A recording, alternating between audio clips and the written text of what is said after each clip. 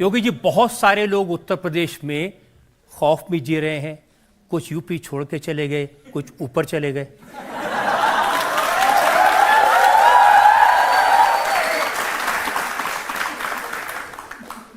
बिनु भय होई न प्रीति।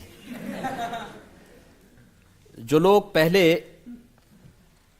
उत्तर प्रदेश वासियों के लिए भय के प्रतीक बने थे, तो हमारा संकल्प था ही शुरू से। भगवान राम ने जो बात कही थी, निस्सरहीन करो मही वो जुटाए प्रण कीन, तो हम तो राम भक्त हैं, तो यही तो हम भी करेंगे। जो ये निस्सर पापी हैं, जो गरीबों को, व्यापारियों को, बेटियों को। हेलो नमस्कार दोस्तों, कैसे हैं? मैं आशा करता हूं आप सभी लोग अच्छे होंगे। आज की डिबेट बहुत ही इंटरेस्टिंग होने वाली है। उत्तर प्रदेश के माफिया और अपराधियों को लेकर जब रजत शर्मा जी ने योगी आदित्यनाथ जी से सवाल किया, तो योगी आदित्यनाथ जी ने अपराधियों को लेकर क्या बोला, जानने के लिए बने रहे हमारे साथ लास्ट तक। डिबेट बहुत ही ज्यादा इंटरेस्टिंग होने वाली है। सामान्य नागरिकों को, राह चलते हुए नागरिकों की सुरक्षा के लिए खतरे बने हुए हैं। इनके लिए हमें एक ऐसा एटमॉस्फेयर तैयार करना ही होगा। कर दिया। लोग कहते हैं नो बेल नो जेल, सीधा प्रभु से मेल। देखिए, दोनों चीजें एक साथ चलनी चाहिए। मैंने कहा ना कि मैं राम भक्त हूं, तो अयोध्या में रामलला विराजमान हूं, तो ऐसे लोगों की राम नाम सत्य है की यात्रा भी तो निकलनी चाहिए। और वही काम यूपी में हुआ है। देखिए, सपा और कांग्रेस जिन माफिया और जिन अपराधियों को अपने गले का हार बनाती थी, जो सत्ता के सरप्रस्त थे, जिनके समय में जब उनका काफिला निकलता था तो सारे प्रोटोकॉल स्थगित हो जाते थे और माफिया पहले निकलते थे। आज की क्या स्थिति है? मैंने देखा उसमें से एक माफिया, एक बार जब पुलिस उसको ला रही थी तो उसकी पैंट ही गीली हो गई। पैंट गीली हो गई। एक माफिया रोज चिल्लाता था कि साहब मेरी जान को खतरा है। भाई, हमने कहा तुमसे कितने लोगों को खतरा रहा होगा भाई, ये तो सोचो पहले।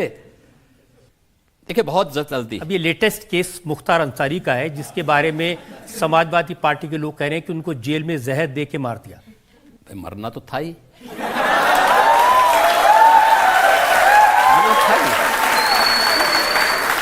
आप मुझे बताओ, जिस व्यक्ति ने सैकड़ों लोगों को मारा हो, वह कब तक बसता बसता फिरेगा? कांग्रेस के लोग तो उसको बचाने का प्रयास कर ही रहे थे ना। समाजवादी पार्टी के लोग तो उनके आका थे ही, गए थे उनकी मातम पुरसी के लिए। तो इनसे क्या उम्मीद करते हैं? यही तो अंतर है कि परम राम भक्त और उत्तर प्रदेश के पूर्व मुख्यमंत्री सरदेव कल्याण सिंह जी की मृत्यु हुई, समाजवादी पार्टी ने, कांग्रेस ने संवेदना के एक भी शब्द व्यक्त नहीं किए। और एक माफिया के मरने पर उनके घर में जाकर के घड़ियाली आंसू बहा रहे थे ये लोग। यही फर्क है। ये देश यही बर्दाश्त नहीं करना चाहता। अभी तो हमने माफियाओं को कार्रवाई की है। बहुत शीघ्र 4 जून के बाद एक निश्चित तिथि तय करेंगे। उत्तर प्रदेश को माफिया से पूरी तरह मुक्त हो गया, इसकी घोषणा करेंगे। दूसरा, माफियाओं के द्वारा अर्जित की गई संपत्ति, कोई भी माफिया होगा उसके द्वारा अर्जित की गई पूरी संपत्ति सरकार अपने कब्जे में लेगी। हमने प्रयागराज से शुरुआत कर दी है। प्रयागराज में माफिया अतीक अहमद की एक संपत्ति को, जिसने अवैध रूप से कब्जा की थी, हमने वापस ली। और हमारा जो नया यंत्र है, जिससे कांग्रेस और सपा बहुत भयभीत है, उस बुलडोजर से सफाई करवाई। सफाई करवाने के बाद गरीबों के आवास बनाए हैं। और हमने ये भी तय किया है, पूरी कार्ययोजना हमारी बन चुकी है, ये माफिया के द्वारा अवैध रूप से अर्जित की गई पूरी संपत्ति पर गरीबों के लिए, महिला संरक्षण गृह के लिए, दिव्यांगजनों के लिए, निराश्रित बच्चों के लिए और अन्य समाज के जो भी तबके हो सकते हैं उन सब के लिए, और हॉस्पिटल बनाएंगे, अच्छे स्कूल बनाएंगे, अच्छे संस्थान खड़े करेंगे। लेकिन माफिया यूपी के अंदर मिट्टी में मिल चुका है और आगे माफिया को पनपने नहीं देंगे, ये हमारा संकल्प है। और इनके द्वारा अर्जित की गई पहले चरण में इनकी और दूसरे चरण में इनके गुर्गों की भी जितनी संपत्ति होगी। देखिए, एक समाजवादी पार्टी के उम्मीदवार हैं जियाउर रहमान, वो बर्क साहब के ग्रैंडसन हैं।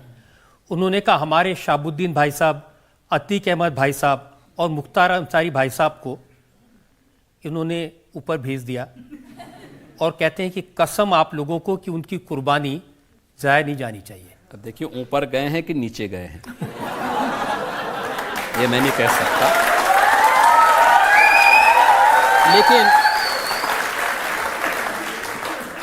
लेकिन देखो, किसी विषधर से उम्मीद करना कि वह शांति का उपदेश देगा तो ये बेवकूफ़ी होगी। इसका खानदानी उपदेश है, वो अपने खानदानी उपदेश को और अपने खानदानी विरासत को आगे बढ़ा रहे हैं, लेकिन इस बात संभल में भी हिसाब हो जाएगा। सबसे ज़्यादा शिकायत आज़म खान साहब करते हैं। आज़म खान कहते हैं कि उनकी यूनिवर्सिटीज़ पर, उनकी प्रॉपर्टीज़ पर बुलडोज़र चला दिया योगी जी ने, मौका भी नहीं दिया सामान हटाने का। देखिए, ये उस महाभारत परिवार के ही काका श्री ये भी हैं। जब द्रौपदी का चीरहरण हो रहा था तो ये भी सब मौन बने हुए थे, बल्कि उसमें लिप्त थे दुर्योधन और दुशासन के साथ में। तो जैसी करनी वैसी भरनी, जैसा किया है वैसा उन्होंने, आज उसका परिणाम भी उनको भुगतना पड़ रहा है। आजम खां हो या ये जितने अन्य माफिया हों, इन्होंने उत्तर प्रदेश के विकास को बाधित किया है। और आज उत्तर प्रदेश के अंदर कानून का राज है। इस कानून के राज में सामान्य नागरिक, वह नौजवान हो, महिलाएं हो, किसान हो, व्यापारी हो, उद्यमी हो, इन सब को एक भयमुक्त वातावरण मिला है। यह भयमुक्त वातावरण उत्तर प्रदेश में निवेश भी किया है। उत्तर प्रदेश जैसे राज्य में 40 लाख करोड़ रुपए से अधिक के निवेश के प्रस्ताव आए। अभी चुनाव के ठीक पहले फरवरी में प्रधानमंत्री जी ने 10.5 लाख करोड़ रुपए के निवेश के प्रस्ताव को ग्राउंड ब्रेकिंग किया, शिलान्यास किया। 10.5 लाख करोड़ रुपए के निवेश के प्रस्ताव यूपी के लिए कल्पना थी, आज वो साकार हो रहा है। 10.5 लाख करोड़ का मतलब 35 लाख नौजवानों को सीधे सीधे नौकरी आज यूपी में हो रहा है, क्योंकि कानून व्यवस्था अच्छी है, एक निवेश का माहौल बना है। केंद्र और राज्य में एक समान विचारधारा की, एक समान पार्टी की सरकार है और विकास, गरीब कल्याण इनका संकल्प है। देश के प्रति इन सब की पूरी प्रतिबद्धता है, इसलिए सब कार्य हो पा रहे हैं। लेकिन आपके जो बुलडोजर है उसकी गूंज तो मैंने देखा कि कोलकाता तक सुनाई दी। वहां हाईकोर्ट के जज ने कोलकाता के मेयर से कहा कि अगर तुमसे नहीं होता है तो योगी जी से थोड़े दिन के बुलडोजर उधार ले लो।